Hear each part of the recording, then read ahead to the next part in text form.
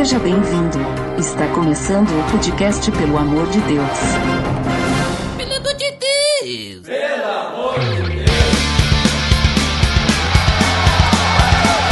Tá no ar! Podcast Pelo Amor de Deus! Eu sou Ed The Drummer e hoje eu estou com alguns convidados pro tema de hoje. Primeiramente, direto dos Piacast, Juliana! Oi, pessoal! Tudo bem com vocês? Tudo bem! E não só a Juliana temos aqui nos visitando hoje, mas também lá do Resistência Podcast, o Rodrigo, host! Fala aí, galera. Prazer estar aqui de novo. Muito obrigado pelo convite. Mas hoje não é o host, né? Hoje eu sou o host. Verdade. Somos todos hosts. Olha ali, e hoje essa galera que tá reunida aqui comigo está aqui pra me ajudar, porque nós vamos falar sobre cegueira espiritual. Tá beleza, Edson!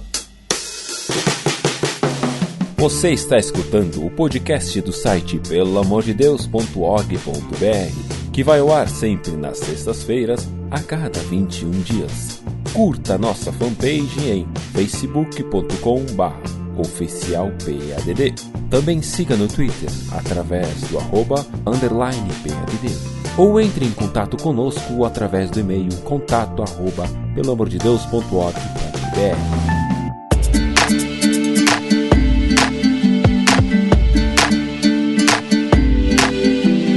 Muito bem, pessoal, como comentado, então, hoje vamos falar sobre cegueira espiritual, né? Vamos falar sobre esse assunto que, às vezes, o pessoal comenta o termo, talvez algumas pessoas não entendam a profundidade, ou talvez o nosso ouvinte nunca ouviu falar sobre esse termo, né? Cegueira espiritual. Então, por isso, acho que é importante, de início, nós conceituarmos o que seria a cegueira espiritual. Quando a gente fala sobre isso, o que a gente está querendo dizer, que gíria que é essa, né? O que se refere à cegueira espiritual? Quem é que pode começar o nosso papo aí, trazendo o conceito disso? Bom, no meu ponto de vista, a cegueira espiritual é a incapacidade do ser humano de enxergar a realidade espiritual, as coisas de Deus, a própria glória de Deus da forma correta, né? A gente não perceber algumas coisas que acontecem no nosso entorno, não enxergar o aspecto espiritual disso. Tipo, seria ver, mas não ver ao mesmo tempo. Sim. Digamos, seria algo... É como se, por exemplo, assim, a gente tivesse espiritualmente um tipo de olho, um tipo de visão, mas quem é cego espiritualmente não enxerga essas coisas, né? Mais ou menos isso que tu quis dizer. Sim, é como se fosse a limitação da cegueira física, né? A pessoa que não tem o sentido da visão, ela percebe a realidade por outras formas, mas não é uma percepção completa, porque pela falta da visão, ela não consegue enxergar o todo, e acaba que o aspecto espiritual também, isso dá pra fazer uma certa analogia aí, né? Porque a gente vê às vezes, a maioria das vezes, a gente vê o aspecto material, o aspecto terreno das coisas que acontecem à nossa volta, mas a gente não vem por padrão com a capacidade de enxergar o peso espiritual disso, né? O aspecto espiritual disso. Mas aí, a cegueira espiritual, vamos ver, ela seria algo específico de alguém que tem alguma fé? Por exemplo, seria a cegueira espiritual estaria atrelada apenas ao cristão? Digamos assim, um cristão que está iniciando a caminhada, ou pode ser para qualquer coisa, ou a cegueira espiritual é de alguém que não é cristão, sabe? Em que sentido, se a gente fosse colocar de uma forma mais prática, a cegueira espiritual apareceria, assim? Eu acredito que seja uma característica da humanidade, não de um grupo específico de seres humanos, não de uma cultura ou de um grupo de fé. Eu acredito que a princípio seria uma característica da humanidade, mas... Tipo assim, seria algo... Qualquer pessoa que não consegue enxergar a Deus, né? Apesar de escutar ou mostrarem Deus para essa pessoa, ela não tem essa capacidade de ver, ela seria cega espiritualmente, vamos dizer assim. Sim. E pra ti, Rodrigo, tu concorda com isso ou tu tem talvez algum exemplo diferente? Qual a tua percepção sobre o conceito da cegueira espiritual pra gente poder conversar sobre o assunto? Bom, cara, tem um ditado popular que diz que o pior cego é aquele que não quer ver, né?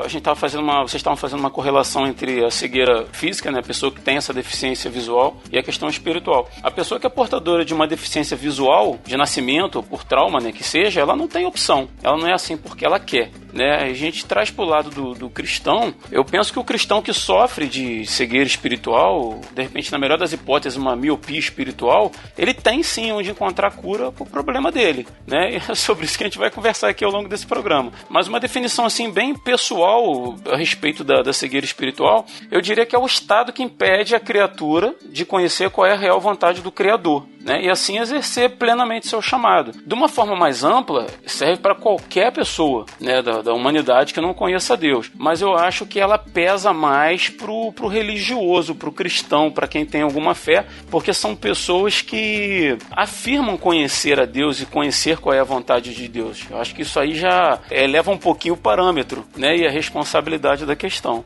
na minha opinião. É interessante isso aí que tu comentou, porque agora eu pensei numa outra posição, não cegueira espiritual, né? Mas entender uma outra analogia, assim, que se a gente pensar, por exemplo, um pai e um filho, né? Até porque tu é pai, né, Rodrigo? Então sim. Tu tá tendo esse relacionamento aí de pai e filho. Então, por exemplo, assim, o pai, ele vai saber o que é melhor pro seu filho, porque tu falou do criador e criatura, né? O pai vai saber o que é melhor pro seu filho. E ele vai chegar, vai falar pro filho, olha, não faça tal coisa, né? Dependendo a visão que o filho tem daquela coisa, pode ser que ele veja, né, que a intenção do seu pai é amá-lo e protegê-lo, né? Daqui a pouco de um perigo, por exemplo, né? Mas ele pode fechar os seus olhos, né? Permanecer cego no seu relacionamento ali naquele momento e achar que o pai tá querendo aquilo pro mal dele, né? Ou que ele não se importa com ele, ou ele não quer ver ele feliz e ele vai seguir a vontade dele, não vai seguir o conselho do pai,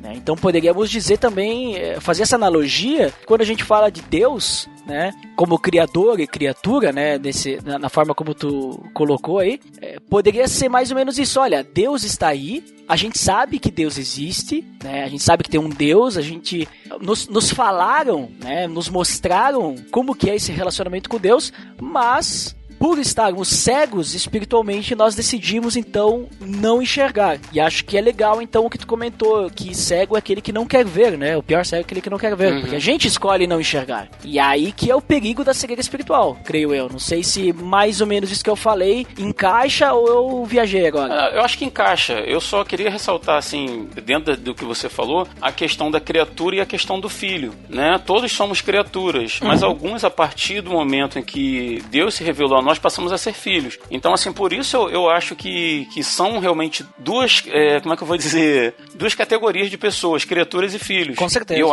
continuo acreditando que a responsabilidade por o filho é maior, porque ele sabe quem é o pai dele, né? Ele se pressupõe que ele deveria querer conhecer a vontade do pai, confiar no pai, né? Enfim. Então, nós poderíamos dizer, então, que cegueira espiritual, ela pode, né, não que ela vai, mas ela pode atacar todas as pessoas, que nem a Juliana trouxe, porém, né, nós temos aí aqueles que são criaturas, ou seja, que não são os cristãos, né? Que esses aí são cegos espiritualmente, não tem o que fazer. E tem aqueles que já são filhos, mas muitas vezes fecham seus olhos. E cegueira espiritual, então, não sei se vocês vão concordar com esse conceito, cegueira espiritual, então, seria essa incapacidade, ou melhor, incapacidade não é a palavra correta, mas é essa má vontade, né? Não querer ver o Criador, né? Não querer ver o Pai, não querer ver aquilo que Deus tem preparado, não querer ver Deus trabalhando em sua vida, né? Por mais que a pessoa, caso seja filho, já conheça, já saiba como é, e claro, se não for filho, daí então ela está cega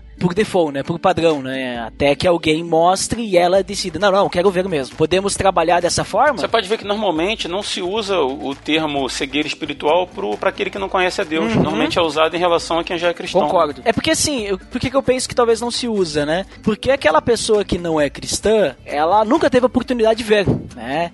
Então, de certa forma, ela é cega, mas ela não sabe que é cega. Né? Até o dia que vão e abrem-se os olhos dela, né? Talvez ela não seja cega, ela só esteja com os olhos fechados. E aí o cego mesmo é aquele que tá com o olho aberto, tá na frente dele, por exemplo, Deus, mas ele não quer ver. Acho que por isso que não se usa muito, né? Mas podemos utilizar então esse contexto de cegueira espiritual dessa questão de Deus estar na nossa frente e não queremos ver? Pode ser essa a ideia? Sim, acredito que sim.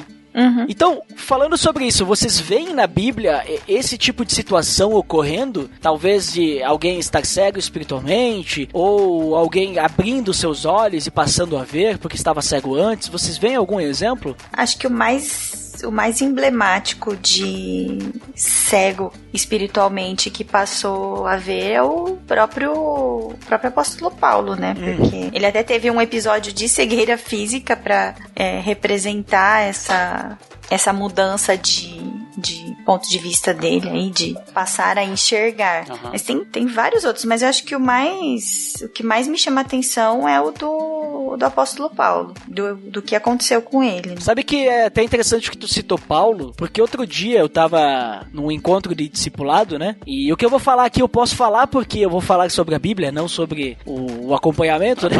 Sobre caminhar junto. Daqui não é rede de fofoca não, tá bom? Porque a gente sabe que tem muito disso, né? Por aí. Mas eu tava comentando justamente sobre Paulo, e assim como caiu as escamas nos olhos de Paulo, né? A cegueira física, né? Vamos dizer assim. Meio que explodiu minha mente, caiu as escamas de mim também, né? Porque eu comecei a falar, né? A pessoa me perguntou, como é que era esse esquema aí que Paulo, né? Não era cristão, era perseguidor, né? Porque eu falei e citei ele, mas como assim? Era assim mesmo? E daí eu falei sobre a conversão de Paulo, eu disse, não, porque, né? Ele era perseguidor e tal, ele era um judeu, ele era fiel a Deus, mas ele perseguia os cristãos, né? Porque ele não acreditava que Jesus era o Messias. E aí então acontece tudo aquilo, né? Tem aquela luz e tal, ele cai, né? E ele fica cego. E depois aí eu peguei e disse assim, na hora, explosão da mente. E essa cegueira quem sabe, né, é uma representação da cegueira espiritual que ele vivia. Dele ser lá um judeu, né, alguém muito firmado em sua fé, porém ele não conseguia ver que Jesus era o próprio Deus, apesar de... E ele, inclusive, perseguia, né, aqueles que seguiam a Jesus. Então, em seu espiritual, ele estava cego e naquela demonstração, Deus, então, se mostra para ele e aí ele fica cego fisicamente, né, até que depois, então, um outro... seguidor, um outro discípulo de Cristo, anda junto com ele, e daí ele é curado da cegueira física, né? Aí eu disse pra pessoa, nossa, ó, é uma bela representação, né? Se não foi isso, deveria ser, né?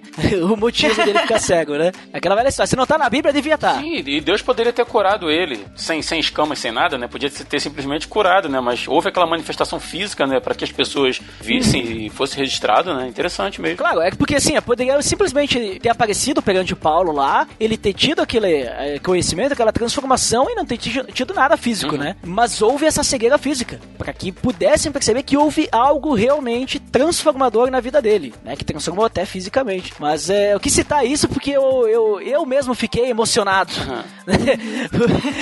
Porque eu nunca tinha parado pra pensar nisso, né? Às vezes a gente lê e a gente não reflete muito sobre algum tema simples como esse, né? E aí quando dá essas epifanias aí, nossa, daí é uma explosão de mente, vai miolo pra tudo quanto é lado, assim.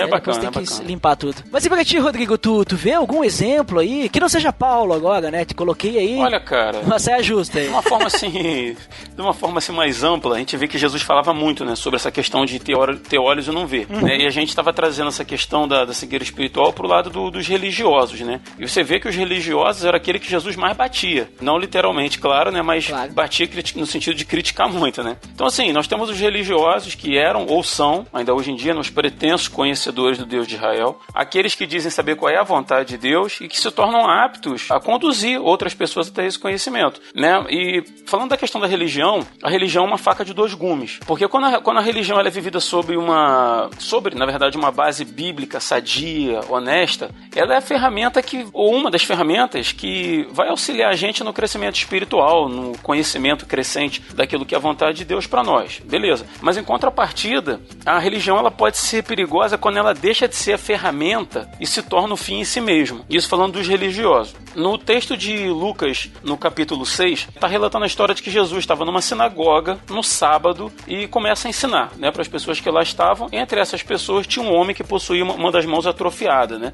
Vocês conhecem essa história. E lá também estavam os crentes da época, né? Os famigerados fariseus e mestres da lei estavam lá dentro. E o texto diz que a razão desses religiosos estarem ali não era para aprender, não era para adorar e não era para ensinar. Estavam ali para pegar algum erro de Jesus, né? Eles queriam pôr Jesus em xeque, pôr Jesus à prova e ver se Jesus ia curar no sábado. E isso é relatado no texto assim tão claramente por Lucas que eu tenho séria desconfiança de que foram os próprios religiosos, né, os mestres, que colocaram aquele homem com defeito físico bem ali na primeira fileira, né, de frente para Jesus, para ver o que Jesus ia arrumar. E o texto diz que Jesus, conhecendo o coração e os pensamentos, né, daqueles líderes ali, ele chama esse homem que tinha essa mão atrofiada até a frente e pergunta para as pessoas assim: o que é permitido fazer no sábado, bem ou mal? Salvar a vida ou destruí-la? Então o texto diz que Jesus olhou para todos que estavam ao seu redor e disse assim para o homem: estenda a sua mão. E ele foi curado. Então, assim, cara, é fato pra mim, muitas vezes a gente se equivoca. Como cristãos, né? No nosso julgamento, até nas nossas melhores motivações, a gente se equivoca. Os discípulos se equivocavam, né? A gente vê Pedro lá, toda hora Jesus chamando a atenção dele e tal.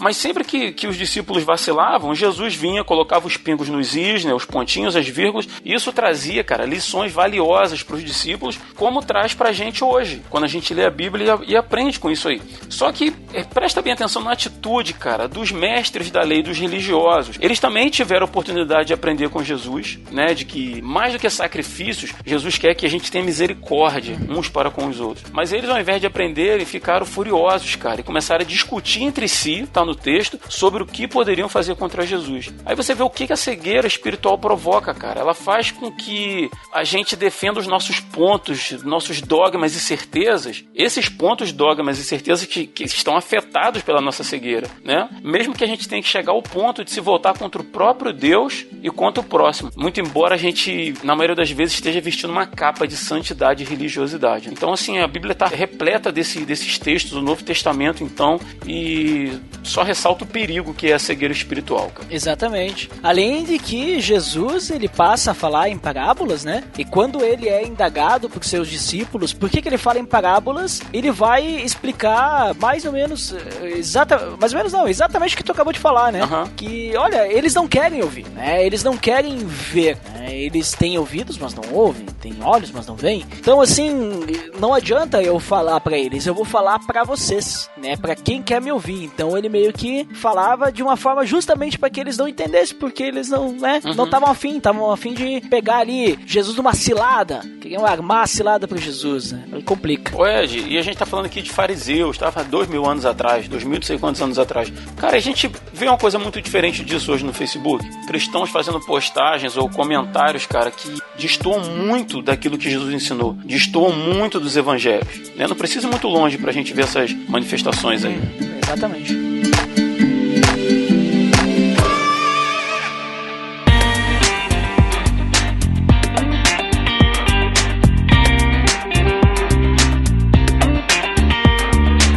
Bem, pessoal, então a gente conversou ali no início um pouquinho sobre o que a gente entende por cegueira espiritual, pra gente falar a mesma linguagem, né? Até pra quem tá ouvindo a gente, se nunca ouviu o termo, poder entender do que a gente tá falando, o que a gente tá querendo dizer com esse cegueira aí espiritual. E até vimos aí que a Bíblia, ela já nos dá uma ideia de alguns exemplos, né? De alguns acontecimentos de cegueira espiritual, né? Seja de religiosos ou de outras pessoas. E a questão agora, como é que isso influencia pessoa, né? E o que isso faz com a pessoa? Qual que é o problema da cegueira espiritual em si? Eu sei que, pelo que a gente falou já da Bíblia aí, a resposta, ela é muito óbvia, né? Mas, às vezes, é importante colocar os pingos nos is. Sim. Né? Até porque, quando Jesus fala o negócio lá pros fariseus, mesmo Jesus explicando exatamente as coisas, eles não quiseram ouvir, né? Então, só a gente falar ali por cima não é importante. Temos que colocar os pingos nos is. Então, como é que a cegueira espiritual vai atingir as pessoas? Por que a cegueira espiritual é um problema pro cristão e pra qualquer pessoa que quer seguir a Deus? Eu vou muito na linha do que o Rodrigo falou, da questão do problema maior da cegueira espiritual ser a pessoa não querer enxergar o que está diante dela, né? E assim, porque a cegueira, ela tá muito ligada àquilo que a gente realmente gosta, assim, aquilo que a gente realmente ama, lá no âmago mesmo do nosso ser. Porque aquilo que a gente ama acaba definindo as decisões que a gente toma, os rumos que a gente toma, né? E como consequência reflete, né? Isso reflete nas nossas ações, reflete naquilo que a gente fala e nos direciona ou para um caminho de luz ou para um caminho de trevas, né? Então, acho que assim, as nossas vontades, os nossos desejos, se eles não forem transformados, eles vão nos direcionar para um caminho de trevas. E aí, sem iluminação e sem a vontade de querer sair desse ambiente para realmente passar a enxergar, aí não tem muito mais o que ser feito, porque tudo que Deus já colocou à nossa disposição, o melhor que ele tinha. E muitas vezes a gente vê as pessoas voluntariamente virando as costas para isso, porque elas preferem, porque é mais confortável para elas ficar no escuro, ficar na vida ali que elas sempre viveram, sem muitas transformações, sem muitos incômodos, porque querendo ou não, a luz incomoda.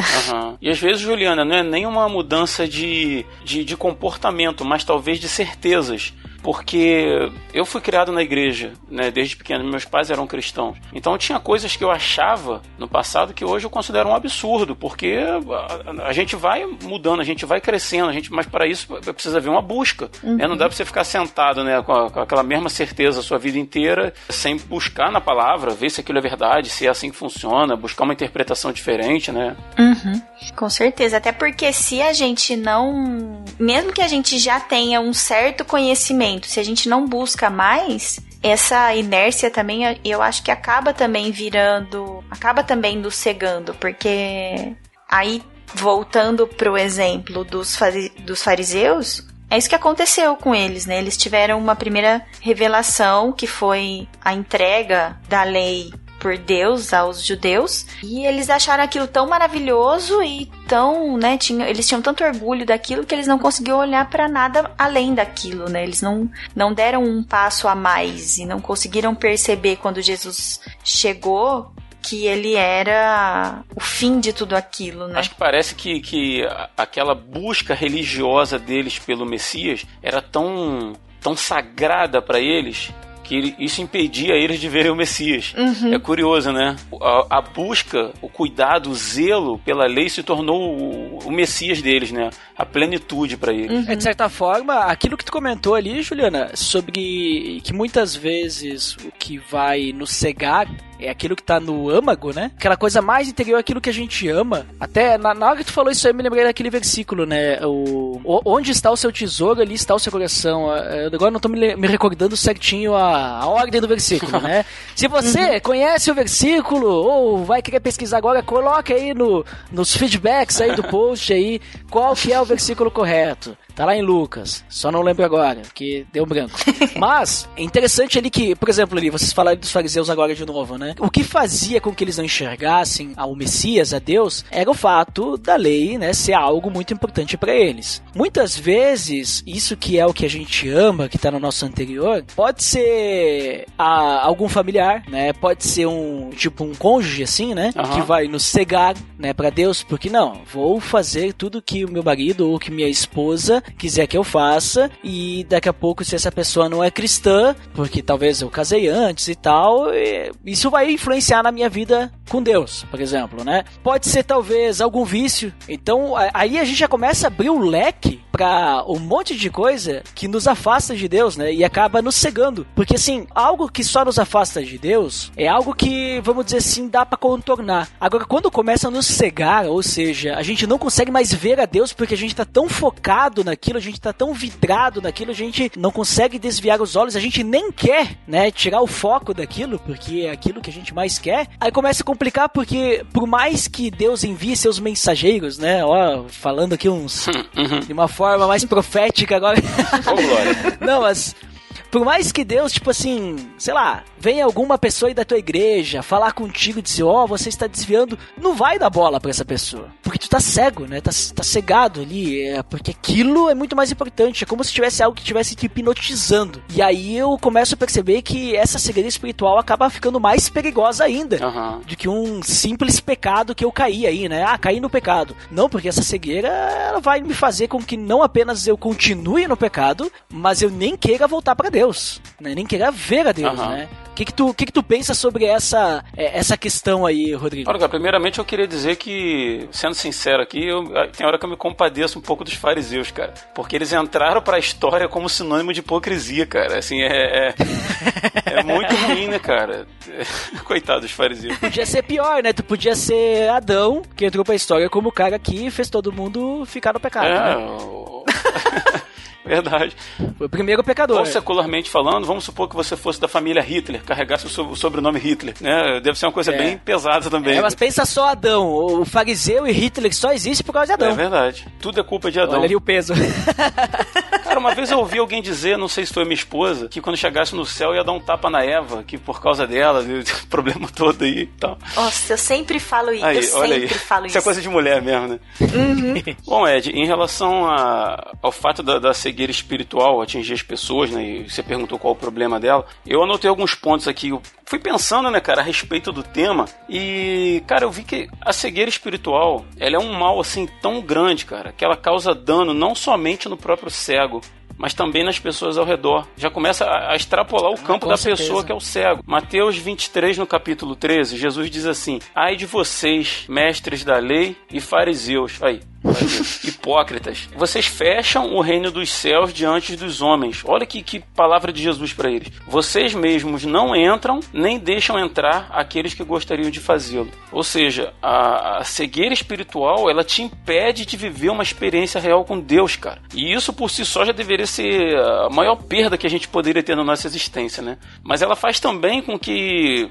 Eu tô usando muita gente, mas porque a gente não tá livre disso, né, cara? Todos nós estamos sujeitos se a gente não observar. Mas a cegueira espiritual, ela faz com que o cego espiritual, o cego espiritualmente, coloque fardos, cara, nas costas, na vida de outras pessoas. Porque o cego espiritual, ele tem uma imagem distorcida de si mesmo, para bem, né? Ele é aquele que diz, Senhor, obrigado porque eu não sou como aquele pecador. E ao mesmo tempo ele cria uma imagem distorcida do outro, só que para pior. É aquele que diz, você nunca vai ser salvo porque você ouve música do mundo, porque você não jejua como eu, né? Porque você não dá o trízimo assim como eu, porque você se divorciou, porque você fez, porque você aconteceu, porque o seu passado. E tem um terceiro ponto, que a cegueira espiritual, cara, isso aqui eu considero das mais graves, cara. Ela faz com que você se torne um empecilho à anunciação do evangelho. Ela faz com que você se torne uma pedra de tropeço para a anunciação do reino de Deus, cara. Você deixa de ser um agente da graça e passa a ser um agente da desgraça. Então, é muito mais profundo do que simplesmente um deslize na vida cristã, como a gente atura um irmão fofoqueiro às vezes. Isso aí, ele é assim mesmo. Não é, cara. A coisa é muito mais grave. O cego espiritual, ele vive para o serviço religioso, né? Vive apenas por serviço religioso, na verdade, mas o coração dele está muito longe de Deus. E eu vou dizer uma coisa aqui que é bíblica, mas eu digo isso com tristeza. Quem é cego espiritualmente se torna um sério candidato a chegar lá naquele último dia e ouvir da boca do próprio Jesus, nunca vos conheci. E isso é muito sério, é muito triste, cara. E ali que tu comentou sobre a influência nas vidas das outras pessoas, né? Eu não pude deixar de pensar, até porque tu citou aquele texto ali dos fariseus, de pensar em liderança, né? Então, será que esses caras aí que estão na frente de igrejas, né, levando pessoas pra seguirem heresias, exato, né, pessoas pra longe de Deus, será que daqui a pouco, em alguns casos, porque não vamos julgar também, né, mas pode acontecer ali e ter muitos casos que os caras estão fazendo aquilo por maldade mesmo, né? Mas será que não pode ter algum caso que o cara tem uma cegueira espiritual aí? Sim. E ele tá tipo o fariseu, né? O fariseu, ele achava que aquilo era o mais certo possível. Era o melhor. E levava os outros assim também. Será que essa pessoa também não pensa assim, você precisa aqui dar o dinheiro, não sei o que, isso, aquilo, daqui a pouco pode ter pessoas que estão ali no meio, que só o que elas precisam é que alguém vá lá e tire as escamas dos olhos delas, né? Mas e aí que tá, agora falando em cair escama, já que a gente, né, citou Paulo antes, como é que a gente faz pra tirar as escamas dos olhos? Como é que a gente pode, se a gente tá vivendo aí uma cegueira espiritual e as pessoas sem falar pra gente, a gente não quer ouvir e tal, como é que a gente faz pra perceber que a gente tá nessa situação, né? A gente falou antes que tem que querer enxergar, né? Então como é que a gente troca essa chave aí, né? A gente derruba as escamas dos olhos pra poder enxergar e começar a ver Deus de novo na nossa vida e seguir a Ele corretamente, assim como o Espírito Santo quer nos instruir. Eu tava pensando no ouvinte e pensando assim que, de repente, nosso ouvinte vai pensar assim, mas o religioso, o cego espiritualmente, ele acha que tá certo em tudo que ele faz. Tô falando da pessoa que honestamente é cega, né? Não do pilantra que o Ed falou aí.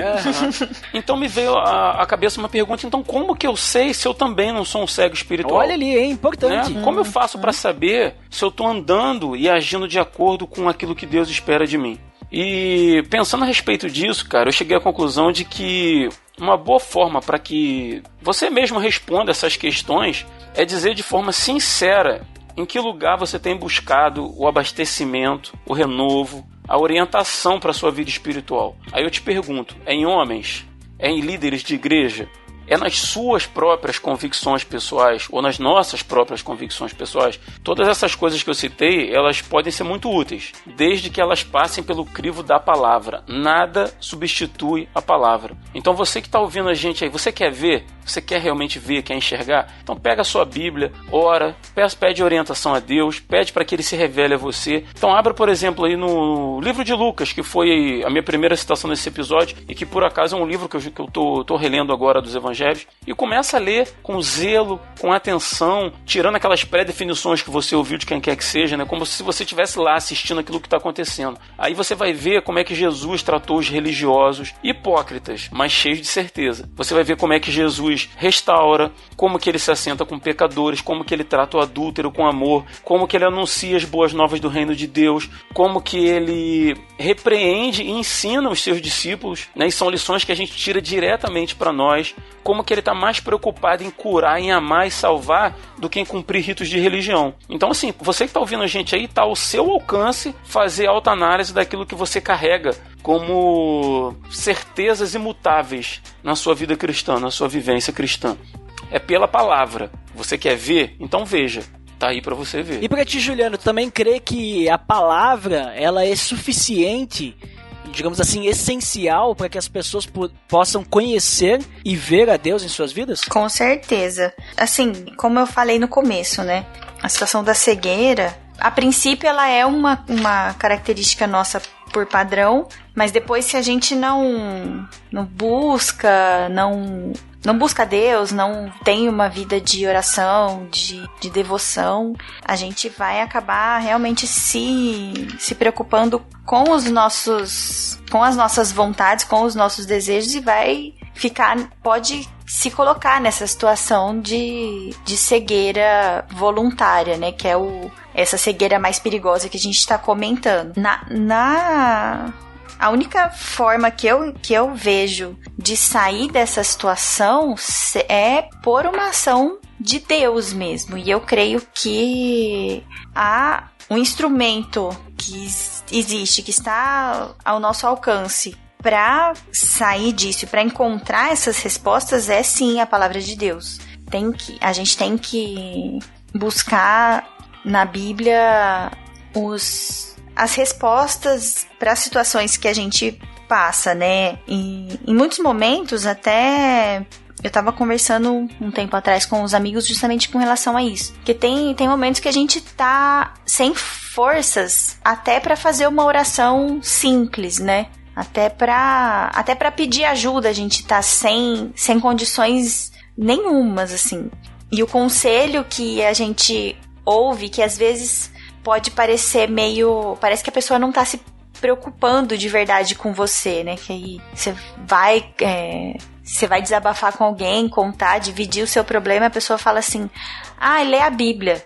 Você quer um conselho prático, né? Você quer me dá uma tarefa pra eu fazer, né? Me fala alguma coisa que eu vou sair daqui e pôr a mão na massa. Mas a única coisa que a gente vai fazer, que vai realmente ter um resultado eficaz na nossa vida pra nos tirar essas escamas dos olhos, a gente enxergar as coisas como elas realmente são, né? Conseguir ver a Deus, é por meio da palavra. Porque, a princípio, a gente vai, se a gente tá nessa situação, né? A pessoa que tá nessa condição de cegueira mesmo, tá lá no fundo do poço. A princípio, ela pode ir pra palavra até meio sem vontade, sem entender nada. Mas se ela tá lá, tipo assim, ela vai, vou ler, tá bom, vou ler, mas mesmo que ela ainda não tenha aquela fé enorme, sabe? Aquilo que vai, nossa, eu vou ler isso aqui vai mudar minha vida. Não, falaram pra eu ler, eu vou ler.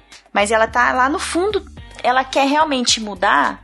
Aos poucos, a palavra vai começar a transformar o entendimento dessa pessoa. Aos poucos, Deus vai começar a ir revelando as verdades para a pessoa por meio da leitura. E aí aquilo vai começar a fazer sentido. E até vai mudar, por exemplo, a disposição da pessoa em ler a palavra, em voltar a uma vida de oração, a ter uma devoção, né? A palavra como instrumento, mas também, né, no caso aí, o papel do Espírito Santo como o grande condutor desse caminho, que é ele que vai despertar e começar a ir destacando, né, os pontos na palavra para a pessoa ir entendendo e se voltar novamente para Deus. Juliana, sem querer te cortar, você foi para lá, foi para cá e eu entendi o que você está dizendo, você só não usou uma palavrinha, relacionamento. Sim. Relacionamento. É preciso ter relacionamento com Deus, né? Eu vi que você falou de oração,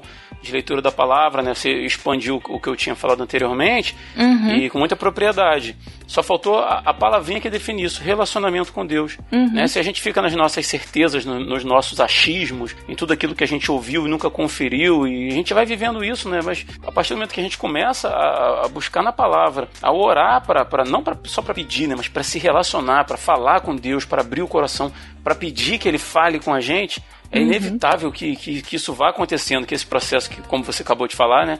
Que ele realmente se inicie na vida de uma pessoa. Sim, né? É que às vezes a pessoa tá tão distante que a volta nem é ali ainda nem é um relacionamento direito, né? Ele vai se tornando um relacionamento com o tempo. Verdade. Mas eu entendo o conceito, realmente é a buscar ter um relacionamento. Mas esse movimento, né, de se colocar em contato com a palavra, o pontapé inicial ali. Sim. Aí depois o relacionamento viria... quase que naturalmente, né? Numa segunda fase, E aí o que acontece no pós aí? Por exemplo, vamos fazer um exercício aqui rápido, só pra dar uma resumida aí pro nosso nobre amigo e ouvinte que está nos escutando até esse momento, esse tema aqui muito interessante. Temos aqui o exemplo, né? Por exemplo, eu sou um cara aí que falaram de Jesus pra mim, comecei a frequentar a igreja e eu já estou lá há vários anos. Estou há muitos anos. E só que assim, nunca ninguém me acompanhou, né? Nunca ninguém andou junto comigo pra me mostrar tudo certinho e tal. Então, pra mim, ser cristão é ir na igreja no domingo, daqui a pouco andar com algum grupo, se tiver algum grupo pequeno na igreja, ou simplesmente ir nos eventos que convidam, né? Ir lá no meu trabalho e não mentir, né? Não fazer coisa errada. Daqui a pouco, se alguém pedir se eu sou cristão, meio assim, né? Pelas beiradas eu falo, né? Fazer um devocionalzinho todo dia, né? Tem aqueles livrinhos de devocional, então vou fazer meu devocional diariamente. Um bom começo que você teve. E daí eu vou fazer uma oração aí e tal, né? E eu faço isso, só que assim... a minha vida gira em torno disso. Eu acho que relacionamento com Deus é só eu ler lá o devocional, né? O versículo, eu nem abro minha Bíblia porque já tem o versículo escrito lá, então eu leio lá o que o cara interpretou lá e falou no devocional. Daí depois eu faço uma oração, que é sempre pedidos, né? E vou pra igreja no domingo. Só que assim, essa minha vida, né? Ela não é perfeita, porque eu tenho alguns vícios, né? Eu sou uma pessoa que não dá um bom testemunho lá fora, porque minha vida se resume a ir pra igreja, né? Minha vida cristã. E aí alguma pessoa da igreja vai falar pra mim assim, você está indo, e eu nunca falo, porque você está me julgando, né? Tira a trave do teu olho primeiro. Né? Começo a pegar os versículos lá da minha caixinha de promessa e fico jogando pro cara, porque você é jogador aí, se você é um hipócrita, não sei o que, porque olha que, né? Ou seja, eu não aceito a autoridade de ninguém na minha vida, porque eu sei o que eu estou fazendo. E aí, de repente, algum dia, algum irmãozinho aí, com muito amor, vem falar pra mim, e em vez de falar alguma coisa, ele me recomenda, tu já leu tal coisa aí na Bíblia e tal, e aí ele resolve caminhar junto comigo e me mostrar a Bíblia, né? Ler a Bíblia, não um devocional, né? Que nem o Rodrigo falou antes de ler coisas só de homens, né? Escrita por homens. Mas ler a Bíblia. E aí a gente começa a ler lá, por exemplo... A Bíblia foi escrita por homens, né? Mas inspirado pelo Espírito Santo. O livro de devocional não foi inspirado. Nem a pregação lá da igreja foi inspirada pelo Espírito Santo. Se o pastor não usar a Bíblia em tudo que ele falar, hein? Olha bem. Verdade. Se ele ficar contando piada, a piada não é inspirada pelo Espírito Santo, tá bom? Ih, rapaz. Stand-up gospel aí sentiu agora, hein? Olha só. Não, ficou a crítica aí no ar, aí, né? Se fosse uma resistência, eu falava o nome do stand-up. Aqui eu não vou falar, não, que aqui eu sou um gentleman. Aqui eu também não sei de quem tá falando, mas é isso aí, todo mundo entendeu.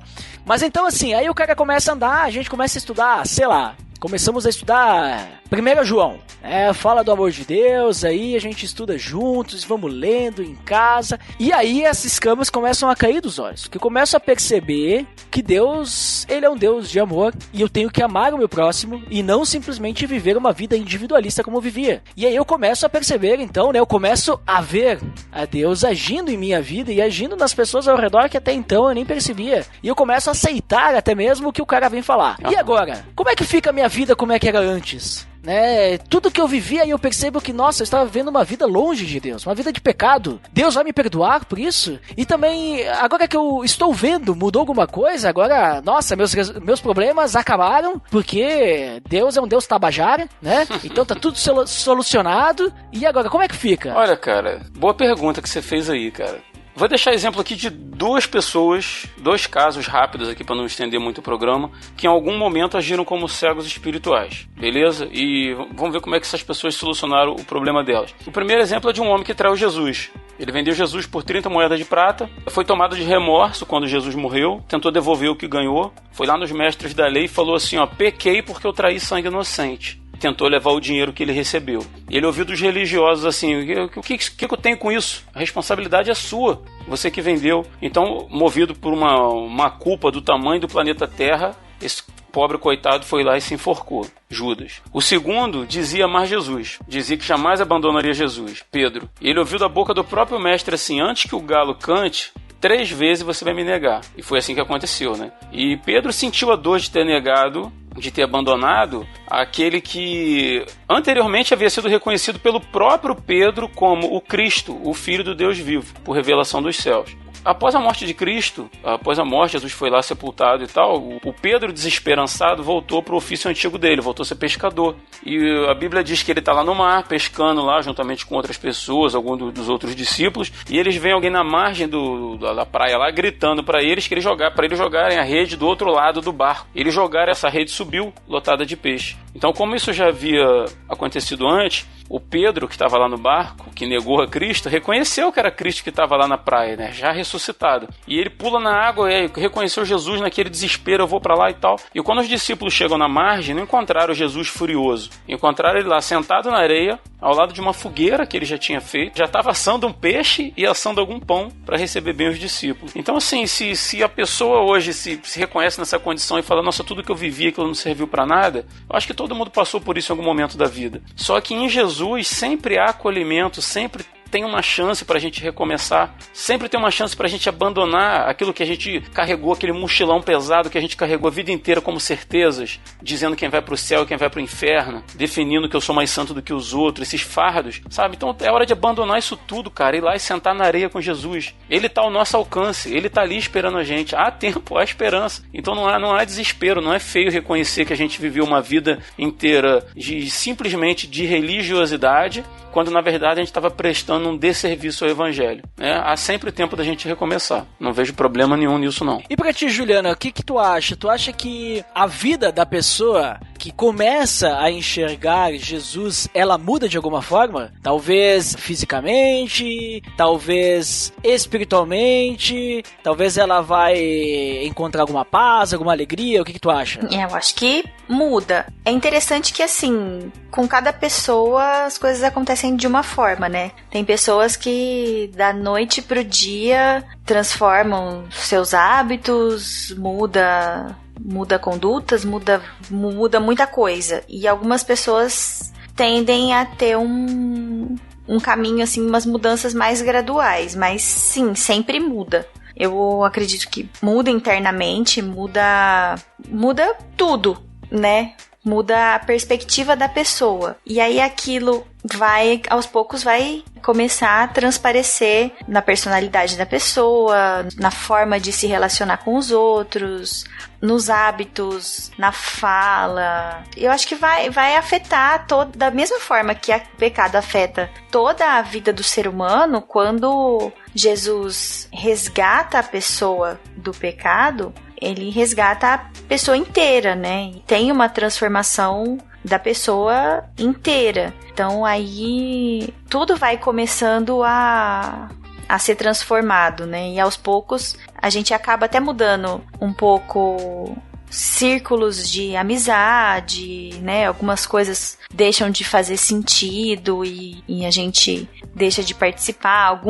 Algumas coisas, não porque seja proibido ou permitido, mas Exato. Porque a gente não se sente bem em determinados contextos, se sente melhor em outros, né? Mas quando isso é de verdade, quando isso é de dentro pra fora, isso é bem natural, né? Acaba sendo uma consequência daquilo que a gente vai buscando, desse relacionamento que a gente tem com Deus e com outros cristãos. A gente vai se moldando, né? Deus vai moldando a nossa nova vida para um novo ambiente, né? Que é o ambiente que nós vamos estar na eternidade, né? Por enquanto aqui a gente está sendo transformado para ser colocado num ambiente novo. Sabe qual é a maior prova de que a pessoa pode mudar? Porque eu mudei. Eu acredito que em Cristo que vocês dois também mudaram. Acredito que as práticas que vocês carregavam no começo da vida cristã de vocês já não são as mesmas hoje. A gente mudou. Longe de sermos perfeitos, né? Mas a gente mudou. Então não tenho dúvida de que Deus trabalha na vida da pessoa de forma a mudar pensamento, atitudes, a moral, a percepção, a cosmovisão, tudo.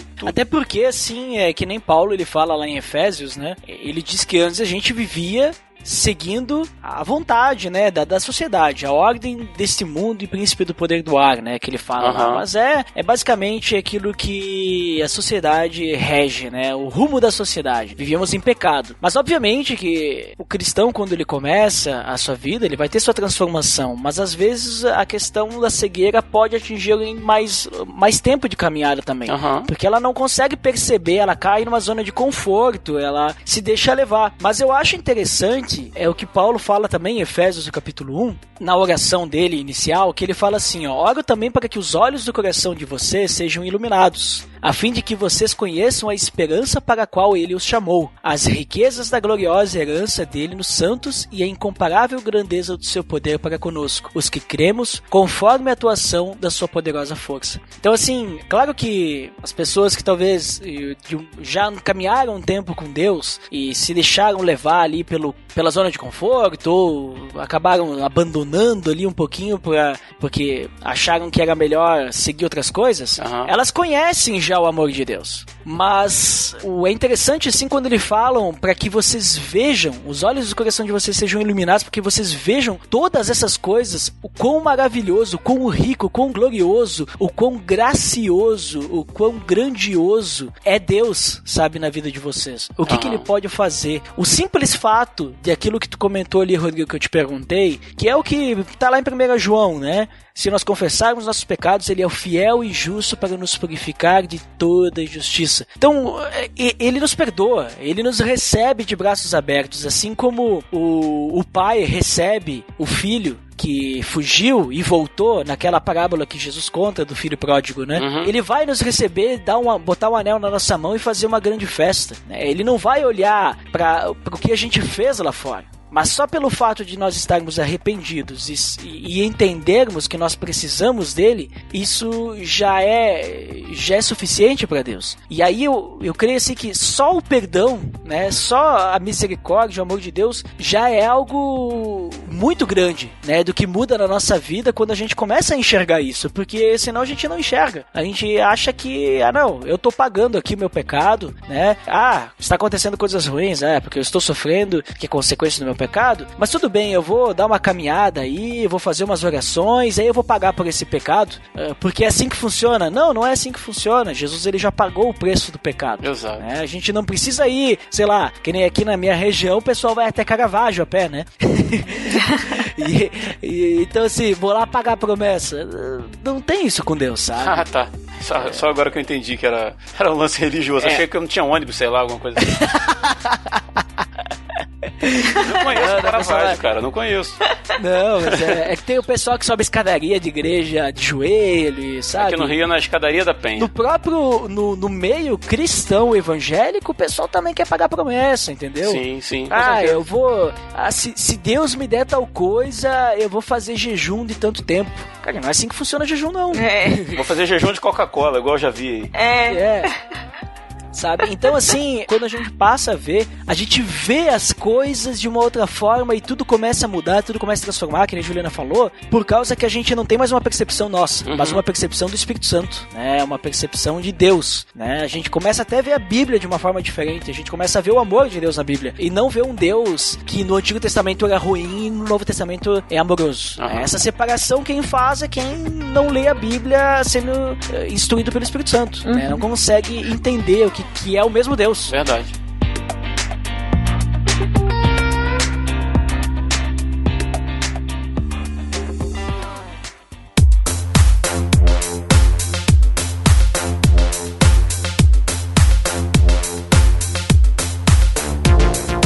Muito bem, pessoal, considerações finais. Então, tivemos um papo aí bem interessante, né? Eu não esperava aí que a gente se aprofundasse tanto nesse tema, mas, né, a gente vai percebendo que tem alguns... Até quando eu convidei o Rodrigo, ele ficou meio assustado, assim, do tema e tal, né? Porque eu pensava, não, é uma coisinha simples.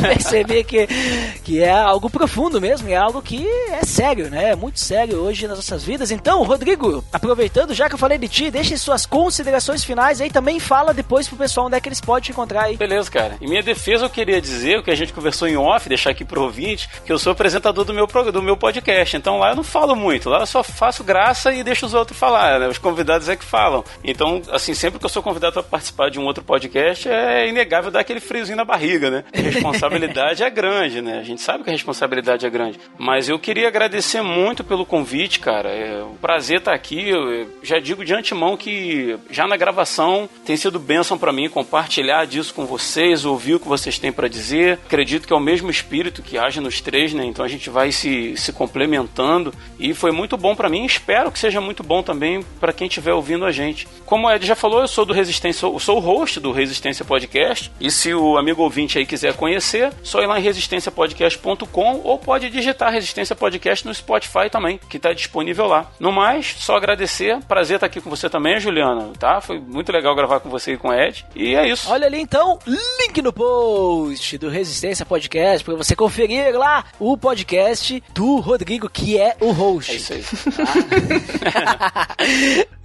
Muito bem, muito obrigado, Rodrigo, pela participação aí, Valeu. por disponibilizar teu tempo. E Juliana, também agora as suas considerações finais, fale aí pra nós o que você considera finalmente, e depois também fala aí onde é que o pessoal te acha. Queria agradecer muito o convite, foi muito legal. Eu também fiquei um pouquinho apreensiva, né, com relação ao tema no começo, mas foi muito importante estudar sobre o assunto, ler um pouco mais sobre o tema antes, né, de participar, e a conversa aqui, a gravação super produtiva, me agregou muito, foi muito, muito legal. Gostei de conhecer o Rodrigo também, confesso, eu não conheço o Resistência ainda, mas eu vou seguir ali no Spotify para poder conferir uns episódios. Acho justo. 20 já garantida, hein?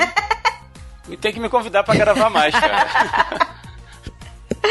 Ai, ai. E é isso, pessoal que quiser me encontrar mais, eu tô no Instagram, no Facebook, apesar que ultimamente eu ando mais no Instagram mesmo, e nos PiaCast. Eu tô com o Abner no Na Sala, que é o nosso podcast de cultura. A gente traz ali algumas reflexões cristãs sobre séries, livros, filmes, né? Tudo que é relacionado à cultura da nossa perspectiva como cristãos. Então, se vocês não conhecem ainda, podem também seguir a gente no Spotify, no Deezer, nos agregadores aí de podcast, que nós estamos lá. Olha ali então, link no post de todas aí, os links aí que tu citou. E muito obrigado também, Juliana, pelo teu tempo aí, por participar aí conosco. Obrigadão mesmo. E eu também finalmente considero aí que esse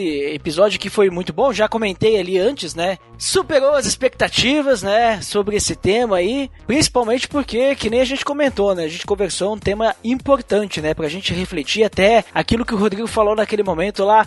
Será que a gente não tá cego, né? A gente não tá vivendo uma cegueira espiritual? Daqui a pouco cabe avaliação, né? Uma autoavaliação de cada um aí, pra gente analisar aí se a gente tá realmente escutando a Deus, olhando para Deus apenas, né? E não seguindo qualquer outra coisa, né? Porque se a gente seguir qualquer coisa, né, a gente vai viver novamente, né, como um descrente, né? Porque a gente sabe que o inimigo, né, ele cega o entendimento dos descrentes para que eles não vejam a luz do evangelho, né? Não vejam a glória de Cristo, né? Então a gente precisa estar olhando sempre para a glória de Cristo. O nosso foco, né, que nem Paulo fala também lá em Filipenses, a gente tem que prosseguir sempre pro alvo, nunca desviar do alvo, senão vai acontecer que nem aquele atleta lá que tava chegando lá na linha de chegada, no final ele ficou olhando pra câmera em vez de olhar pro alvo, né, que é a linha de chegada, e aí a câmera saiu na rua lateral e ele seguiu a rua lateral, em vez de estar lá no final, ia ganhar, perdeu, acabou não ganhando, né? Que vacilo, hein? Inclusive, link no post aí, se você nunca viu esse vídeo, vou tentar catar aí no YouTube aí e botar pra vocês aí. Mas é isso aí, pessoal, então muito obrigado aí pra você que nos escutou até aqui, obrigado para os nossos convidados, né, confiram aí os podcasts deles, e pra quem fica a praga de feedbacks, até daqui a pouquinho, pra quem não fica, então até o próximo episódio, até mais! Falou!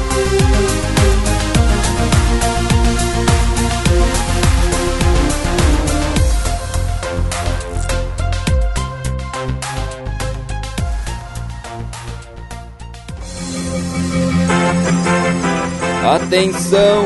Você está entrando na área de feedbacks. Fique ligado! Estamos na área de feedbacks do PDD. Digo Dandeco, eu e você aqui novamente. Ô, junto!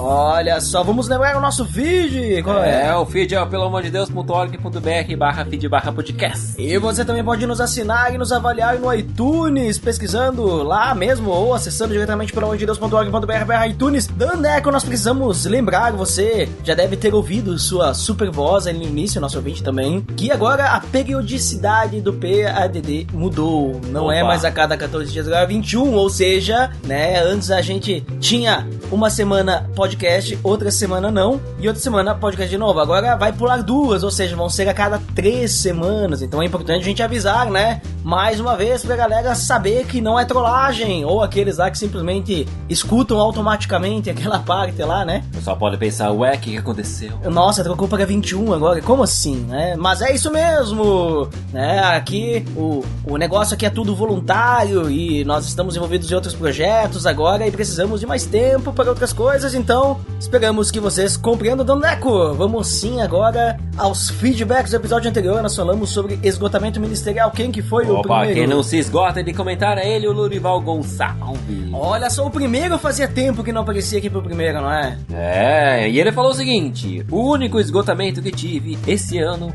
foi ver o Abner sempre em primeiro. Olha só, Lorival Gonçalves destronando Abner Lobo no último episódio do ano de 2018, Dandeco. Que homem. E na primeira área de feedback de 2019, veja só. E quem que vem em seguida? Aí vem ele, o Abner Lobo. Opa, o que ele disse? Este ano foi cansativo mesmo. Esse podcast será para mim.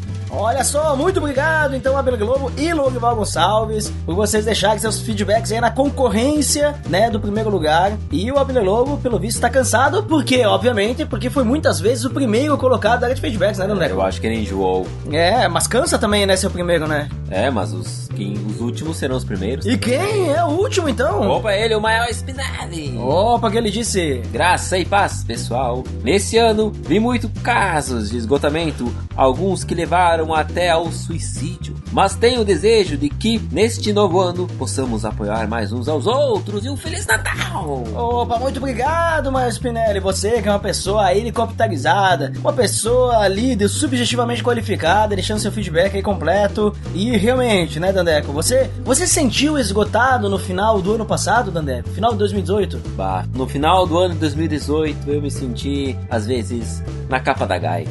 Olha só, hein? Uma dica que temos aqui no Sul, né? Só vai ter que botar no Google para descobrir o que é a capa da gaita. Não vou nem falar mesmo, é isso aí. Né? Foi um ano cansativo, né? Muitos trabalhos, muitas coisas a fazer. Mas foi um ano abençoado. Foi um ano bom, né? Muitas coisas boas acontecendo por consequência, né? Desse cansaço, né? Então, valeu a pena, mas claro, precisamos cuidar para não estragarmos nossa saúde, como falamos naquele episódio, né? E Dandeco, acho que lemos 100% de feedbacks, né? Uau, nem cansei minha voz. Porque é um ano novo, né? É, estou novinho em folha. Olha só, então o que vem agora? Opa, as indicações! E qual é? É a do Grego Podcast, episódio 31. Qual é a missão da igreja? Link no post pra você conferir aí esse episódio do Grego Podcast. Fica aí a dica, principalmente pra você que está começando o ano, pra conhecer aí qual que é a missão da igreja. E vai lá, reflete com eles, lá fica a dica, muito bom. E acho que é só por hoje, né, Neco? É isso aí, pessoal, até daqui 21 dias. Opa, então tá bom, até mais. Filho de Deus!